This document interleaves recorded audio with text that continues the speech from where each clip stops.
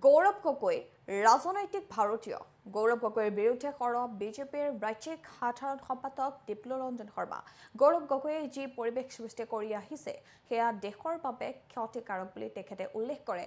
গৌৰৱ গগৈ পাকিস্তান যোৱা সন্দৰ্ভতো মন্তব্য কৰে বিধায়কগৰাকীয়ে পুনৰ জনাইছো গৌৰৱ গগৈ কটাক্ষ দীপ্লৰঞ্জন শৰ্মাৰ গৌৰৱ গগৈ ৰাজনৈতিক ভাৰতীয় গৌৰৱ গগৈৰ বিৰুদ্ধে সৰব হৈছে বিজেপিৰ ৰাজ্যিক সাধাৰণ সম্পাদক দীপ্লৰঞ্জন শৰ্মা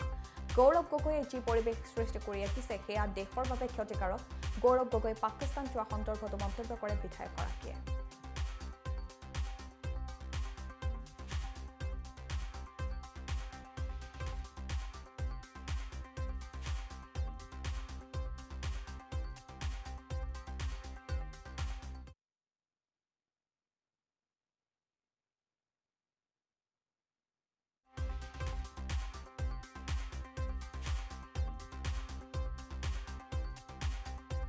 ভাৰতীয় বুলিহে কওঁ ৰাজনৈতিক ভাৰতীয় নেকি তেওঁ গতিকে তেওঁ চাওক আপুনি তেখেতে দায়িত্ব ল'ব এনেকুৱা কিছুমান কথাৰে তেখেতে সমাজত এটা এনেকুৱা ধৰণৰ পৰিৱেশ নিৰ্মাণ কৰিব বিচাৰিছে এই পৰিৱেশ দেশখনৰ কাৰণে ক্ষতিকাৰক গতিকে মই গৌৰৱ গগৈ ডাঙৰীয়াক অনুৰোধ জনাম যে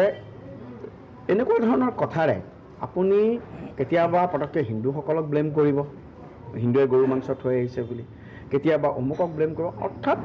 আমাৰ ৰিলিজিয়াছ সেন্টিমেণ্টটো হাৰ্ড হোৱা কথা নকবৰ বাবে তেখেতক আমি অনুৰোধ জনাইছোঁ বাকী তেখেতে কাৰোবাৰ কিবা ধৰক এতিয়া মানে ধৰক সীমা পাৰ কি কিবা চুটলিপিত তেখেতে কাম কৰিব পাৰে সেইটোতো তেখেতৰ ফ্ৰীডম আছে তেখেতৰ কিবা ফ্ৰীডম আছে তেখেতে যি কৰে কৰি থাকক কিন্তু আপোনালোকে দেখিছে যে শেহতীয়াভাৱে কংগ্ৰেছৰ যি ৰাজনৈতিক ছায়া আপোনালোকে দেখিছে তেখেতে ঘূৰি ফুৰিছে অপপুৰুষাৰ্থ কৰিছে এইবোৰ কৰি থাকিতো লাভ নাইকিয়া মই গোটেই বিষয়টো নাজানো কিন্তু মই যিটো বস্তু চাওঁ যে চাওক আপোনালোকৰ আগতে সামগ্ৰীৰ পৰা তেখেত গৈছে দেখিছে কেৱল প্ৰয়োজনীয় সময়ত তেখেত আহে গতিকে ৰাইজৰ নিশ্চয় মোহ ভংগ হৈছে 10 লাখ ভোটত তেখেত জিকি গৈছিল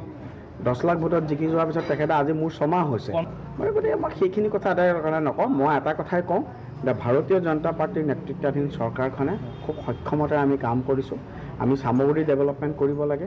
আমি অসমৰ উন্নয়ন কৰিব লাগে আৰু মানে হিমন্ত বিশ্ব শৰ্মা ডাঙৰীয়াৰ নেতৃত্বাধীন চৰকাৰে আজি অৰ্থ সামাজিকৰ ক্ষেত্ৰত উন্নয়নৰ ক্ষেত্ৰত মহিলাসকলৰ উন্নয়নৰ ক্ষেত্ৰত যুৱ প্ৰজন্মৰ ক্ষেত্ৰকে আৰম্ভ কৰি উদ্যোগীকৰণৰ ক্ষেত্ৰত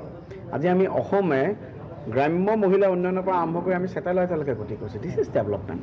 এইমতে আমি আগবাঢ়ি যাব লাগে ৰাইজৰ মাজত থাকি পেলাই আমি কাম কৰিব যাব লাগে আমি সেইখিনি কথা মইতো গৌৰৱ গগৈক ৰাজনৈতিক ভাৰতীয় বুলিহে কওঁ ৰাজনৈতিক ভাৰতীয় নেকি তেওঁ গতিকে তেওঁ চাওক আপুনি তেখেতে দায়িত্ব ল'ব এনেকুৱা কিছুমান কথাৰে তেখেতে সমাজত এটা এনেকুৱা ধৰণৰ পৰিৱেশ নিৰ্মাণ কৰিব বিচাৰিছে